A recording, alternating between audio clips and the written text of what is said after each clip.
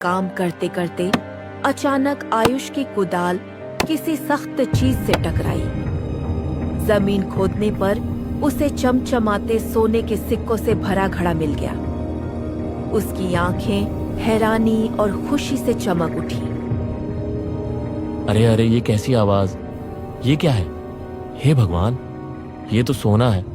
लेकिन ये सपना तो राघव भैया का था। मतलब ऊपर वाले ने उनका सपना पूरा कर दिया। ये सोना मेरा नहीं है, ये तो उन्हीं का हक है। मां ने कहा था जब समय आएगा तो सब मिलेगा। इसका मतलब अभी उनका समय है, मेरा नहीं। लेकिन कोई बात नहीं, मेरा भी वक्त जरूर आएगा। हां, जल्दी ही आएगा।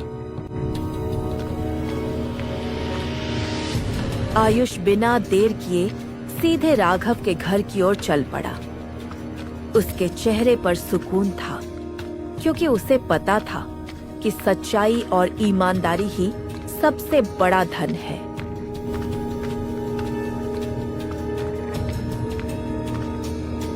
क्या हुआ आयुष, मेरे घर कैसे आना हुआ? तुम्हारा सुबह का सपना सच हो गया है क्या? ऊपर से पैसे गिरे क्या तुम्हारे ऊपर? जल्दी बताओ, गिरे क्या ऊपर से पैसे? अरे नहीं भाई राघव, ऊपर से पैसे तो नहीं गिरे, लेकिन जमीन के नीचे से सोना निकला है। वही सोना जो तुम्हारे सपने में आया था, मेरी जमीन में मिला है। यार, तुम तो बहुत लकी हो भाई, तुम्हारा सपना सच हो गया। चलो अब जल्दी चलो, तुम्हारा सोने का घड़ा तुम्हारा इंतजार कर रहा है। अरे, ये मजाक तो नहीं कर रहा? क्या बताऊं यार, एक बार जाके देख ही लेता हूं। क्या पता आयुष सच कह रहा हो। सच में बहुत बड़ा बेवकूफ है ये। इसने खुद ना लेकर सोना मेरे लिए छोड़ दिया। चलो चलो जल्दी चलो, क्या बातों में लगा हूं मैं। फिर आयुष मुस्कुराता है और धीरे धीरे अपने घर की ओर लौट जाता है। उसके दिल में तसल्ली थी कि ईमानदारी ही असली दौलत है। क्या हुआ? खेतों से क्यों चला आया? वो क्या है ना माँ, आज तबीयत थोड़ी ठीक नहीं लग रही है, इसलिए जल्दी चला आया खेत से। मुझे तो उदास सा लग रहा है। क्या हुआ बेटा? जरा बता तो सही, क्या हुआ? अरे कुछ नहीं हुआ माँ, कुछ भी नहीं हुआ। देख आयुष, दुखी मत हो, एक दिन सब ठीक हो जाएगा, देखना। राघव उत्साह से खेत की ओर निकल पड़ा। मन ही मन सोच रहा था कि अब उसकी किस्मत बदलने वाली है। अरे, उस बेवकूफ ने सच ही कहा था। सच में जमीन के अंदर से घड़ा निकला है। अरे वाह, कितना बड़ा मूर्ख है वो। अपनी ही जमीन से निकला खजाना मुझे दे दिया। चलो खोल कर देखता हूं इस घड़े को, आखिर इसमें है क्या। अरे ये क्या है? अरे ये तो मकड़ियां हैं। अच्छा हुआ मैंने अंदर हाथ नहीं डाला, वरना मेरा तो बुरा हाल हो जाता। वाह रे, बच गया भाई। ये तो जहरीली कीड़े हैं, अगर मुझे काट लेती तो मैं यहीं मर जाता। ऊपर वाला ही बचा लिया मुझे। लेकिन ये आयुष तो बड़ा शातिर निकला। मुझे फंसाना चाहता था, मुझे तो मारना ही चाहता था। ठहर, अभी आता हूं तेरे घर, तुझे छोड़ूंगा नहीं। यही मकड़ियां तेरे घर पर फेंक दूंगा।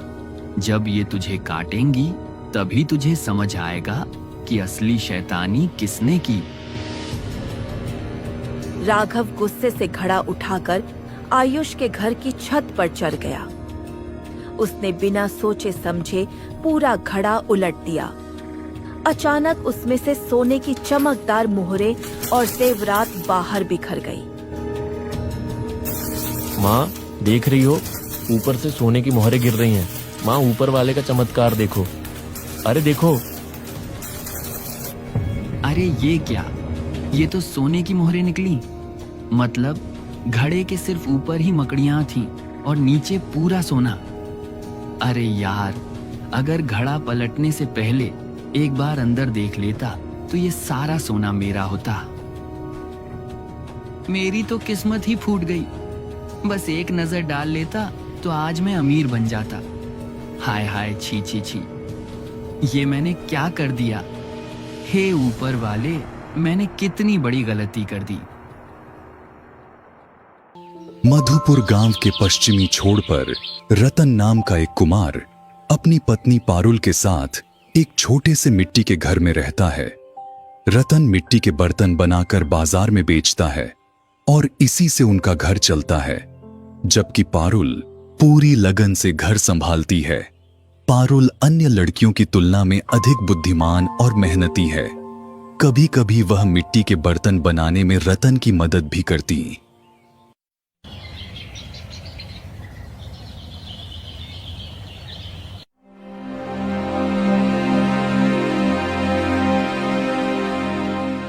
अरे सुनते हो, तुम्हारा अब तक काम खत्म नहीं हुआ। देखो सूरज तो सिर पर आ गया है। कब से बैठे हो? आज बाजार नहीं जाओगे? क्या क्या खाओगे या फिर इस मिट्टी से ही पेट भरोगे? अरे कौन है? ओ तुम हो? हाँ हाँ, बस हो ही गया। यह मिट्टी खत्म हो जाए फिर बाजार जाऊंगा। अभी भी मिट्टी खत्म नहीं हुई? अच्छा ठीक है, जल्दी खत्म करो और जाओ। बहुत देर हो चुकी है और ज्यादा देर करोगे तो कुछ नहीं मिलेगा। हाँ हाँ, बस हो गया, अब जा रहा हूँ।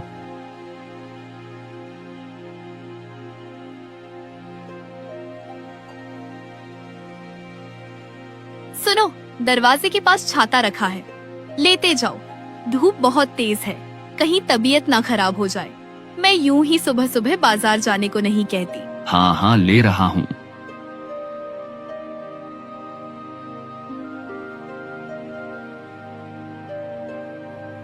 उसी गांव के उत्तर दिशा में जोधू नाम का एक और कुमार रहता है। वैसे से वह भी रतन की तरह कुमार है, लेकिन स्वभाव में बिल्कुल अलग। वह लोगों को धोखा देने, उन्हें बेवजह परेशानी में डालने और फरेब करने में ही मजे लेता है। जहां रतन सुबह से अपने काम में व्यस्त था, वहीं जोधू सुबह से अपने घर के सामने बैठकर जो भी उसके सामने से गुजरता, उससे बेवजह बात छेड़कर और दूसरों की बुराई करने में लगा था। इसी बीच एक बाहरी गांव का व्यक्ति किसी को खोजते खोजते वहां से गुजर रहा था। यह देखकर जोधू खुद आगे बढ़कर उससे बोलने लगा।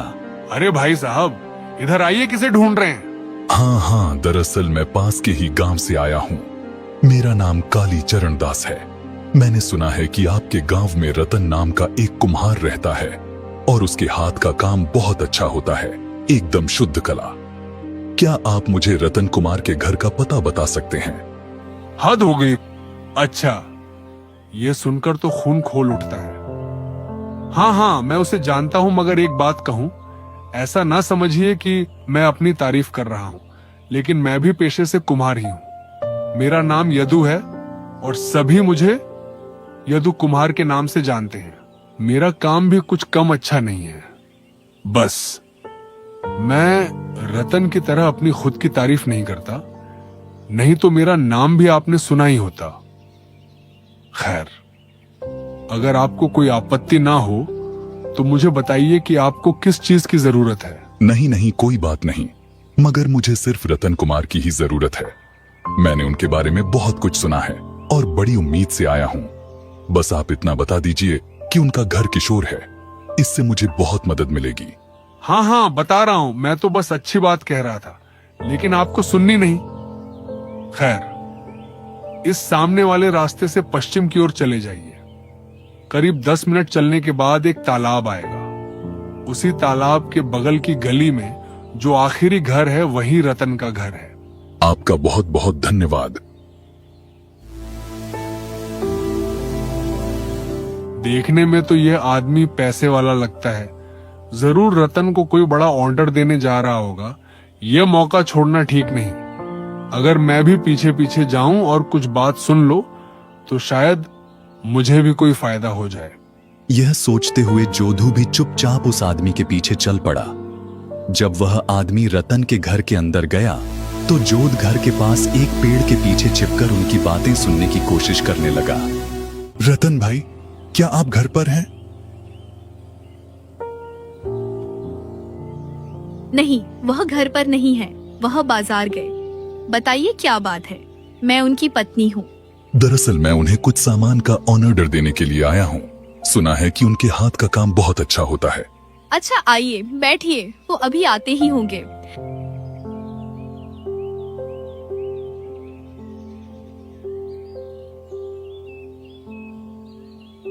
अरे देखो, ये आ गए। ये तुम्हें कुछ ऑर्डर देने आए हैं। तुम इनसे बात करो, मैं तालाब से पानी भरकर लाती हूँ। भगवान का बहुत बहुत धन्यवाद, कई दिनों से कोई ऑर्डर नहीं आया था। अरे वो पेड़ के पीछे कौन खड़ा है? कोई छिपकर हमारे घर की बातें सुन रहा है। देखूं तो कौन है?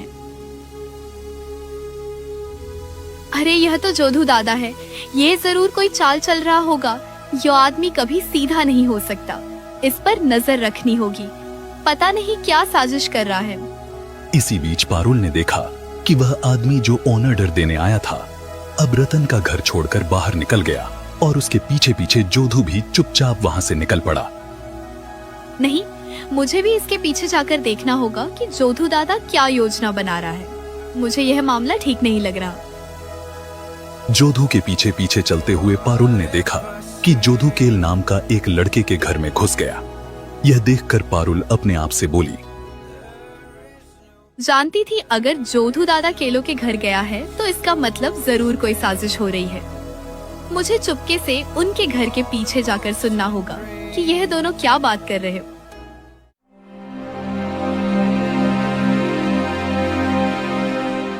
अरे रे, मैं क्या झूठ बोल रहा हूँ?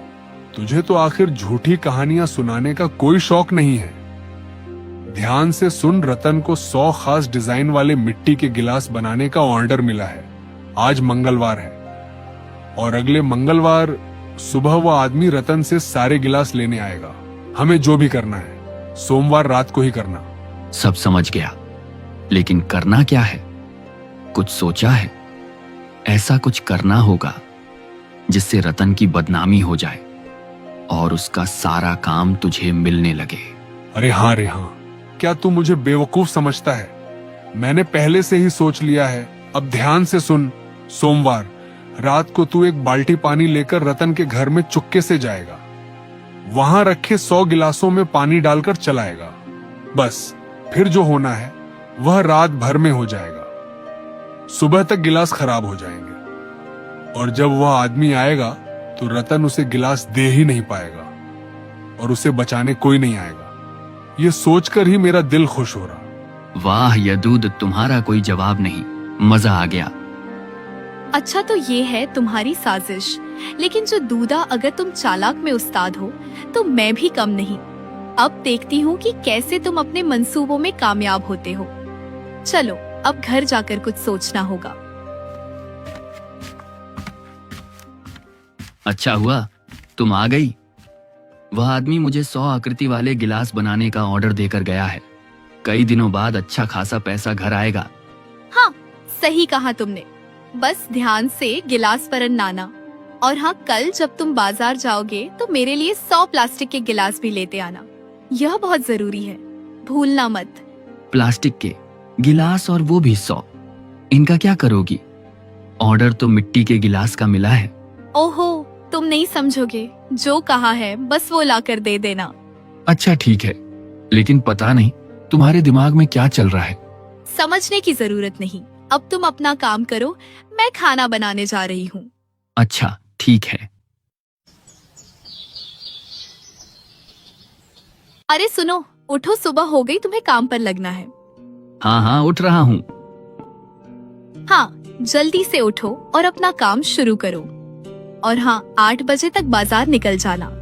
हाँ हाँ, आज देर नहीं करूँगा। ठीक है, तुम जाओ, मैं कपड़े बदलकर चाय बना रही हूँ। इसके बाद दोनों अपने अपने कामों में लग जाते हैं। रतन अपनी मिट्टी के गिलास बनाने में और पारुल अपनी तैयारी में। जाओ बाजार से सामान ले आओ।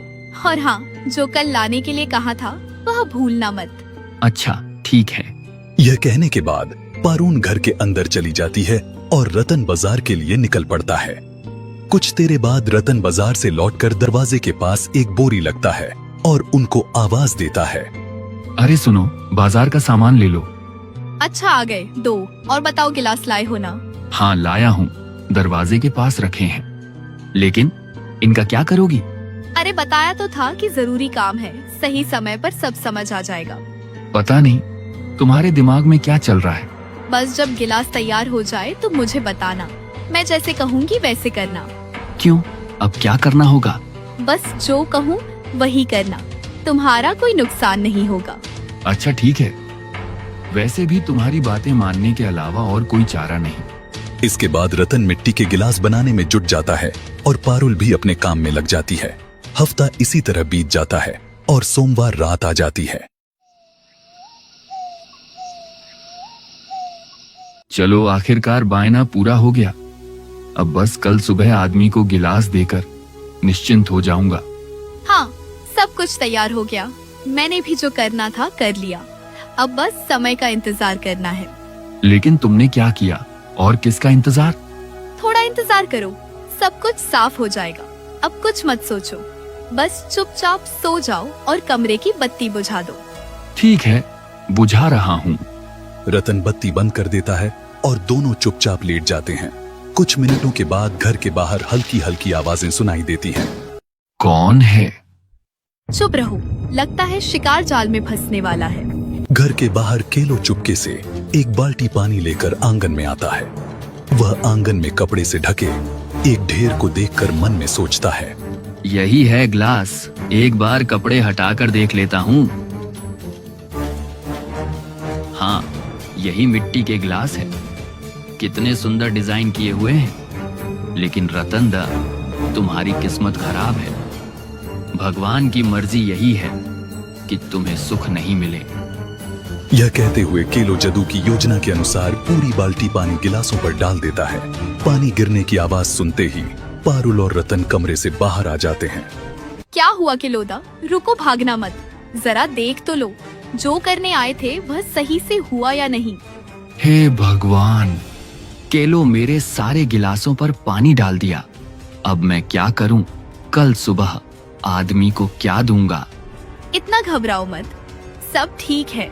तुमने कहा था ना कि गिलास तैयार होने के बाद उन्हें अच्छे से प्लास्टिक से ढक कर रखना।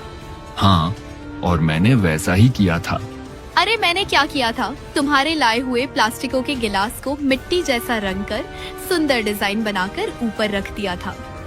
फिर असली गिलासों को मैंने अच्छे से छुपा दिया था। मतलब मैंने जिन गिलासों पर पानी डाला वह असली नहीं थे? बिल्कुल नहीं कलोदा, वह सिर्फ प्लास्टिक के गिलास थे। देखो, तुम्हारे पानी डालने से उनका रंग धुल गया और प्लास्टिक बाहर आ गया। तुम्हें क्या लगा मेरे पति सीधा साधा है तो तुम लोग उसकी मेहनत पर पानी फेर दोगे? मैं जब तक जिंदा हूँ तुम्हें और छोड़ू को ऐसा कभी करने नहीं दूंगी। तुम दोनों ने मिलकर यह काम किया है, मैं तुम दोनों को छोड़ूंगा नहीं। तुझे यही बात कर रखूंगा और कल सुबह यादों को उसके घर से पढ़कर पंचायत में ले जाऊंगा। वहीं तुम दोनों का फैसला होगा। नहीं रतन, मुझे छोड़ दो, मैंने कुछ नहीं किया। यदुदा ने कहा था कि अगर तुम्हारे गिलास खराब हो जाए तो उसे ये बायना मिल जाएगा और फिर वो भेजकर मुझे बख्शीश देगा। मैं तुम्हें अभी बांधूंगा, तुझे समझ में आ जाएगा कि दूसरों को नुकसान पहुंचाने का क्या अंजाम होता है। यह कहकर रतन केलों को आंगन में एक पेड़ से कसकर बांध देता है। फिर वो पारुल की तरफ मुड़कर कहता है, तुम जैसी समझदार पत्नी पाकर मैं धन्य हो गया। आज तुम्हारी वजह से मैं एक बड़े नुकसान से बच गया। ऐसा मत कहो, तुम्हें मुसीबत से बचाना मेरा कर्तव्य है। असल में जिस दिन वह आदमी तुम्हें बायना देने आया था, मैं तालाब गई थी, याद है ना? हाँ, याद है। जब मैं तालाब की ओर जा रही थी तो मैंने देखा कि जोधू हमारे घर के पास वाले पेड़ के पीछे छिपा खड़ा था। मैं पहले से ही जोधू के स्वभाव को जानती थी, इसीलिए मैंने चुपचाप उसका पीछा किया और देखा कि वह केलों के घर में घुस रहा था। क्या सच में? हाँ, फिर मैं उनके घर के पास छिपकर उनकी बातचीत सुनने लगी और उनकी पूरी साजिश समझ गई। सब कुछ भगवान की इच्छा से हुआ। हम तो सिर्फ एक सरिया थे, इसीलिए मुझे धन्यवाद मत दो, भगवान को दो।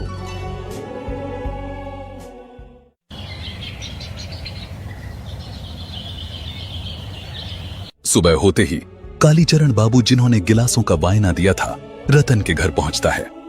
दरवाजे से अंदर आते ही वह आवाज लगाता है, रतन भाई, क्या आप घर पर हैं? आइए आइए बाबूजी, बैठिए। नहीं नहीं, आज बैठने का समय नहीं है। मुझे गिलास लेकर बहुत दूर जाना है। वैसे जो गिलास बनाने को कहा था वैसे ही बने ना? बिल्कुल जैसे आपने कहा था, वैसे ही 100 मिट्टी के सुंदर डिजाइन वाले गिलास तैयार हैं। वो रहना प्लास्टिक से लपेट कर रखे हुए हैं। अरे, इसे इस तरह क्यों बांध रखा है? मत पूछिए बाबूजी, कल रात ये बदमाश आपके गिलासों पर पानी डालने आया था। इससे और इसके साथी यदु को पंचायत में ले जाना है, इसीलिए बांध कर रखा है। अरे, ये तो बहुत बुरा हुआ। खैर, तुम जो उचित समझो करो। मैं तो अपना सामान लेकर निकलता हूँ, और ये लो तुम्हारे गिलासों के पैसे। धन्यवाद बाबूजी, फिर आइएगा।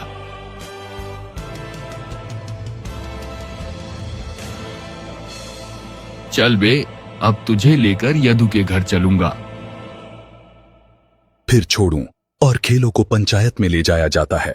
रतन पूरी बात बताता है और पंचायत जोड़ू और खेलों को दोषी करार देती है। सजा के तौर पर दोनों से रत्न से नुकसान के बदले में 100 गिलासों की कीमत अदा करने का कहा जाता है। इस तरह रतन न केवल अपने क्लासों को पूरे पैसे पता है, बल्कि साजिश करने वालों से भी हार जाना वसूलत है। इस तरह एक कुमार अपनी बुद्धिमान पत्नी की समझदारी से न केवल बड़ी मुसीबत से बचता है, बल्कि दुगना लाभ भी कमाता है।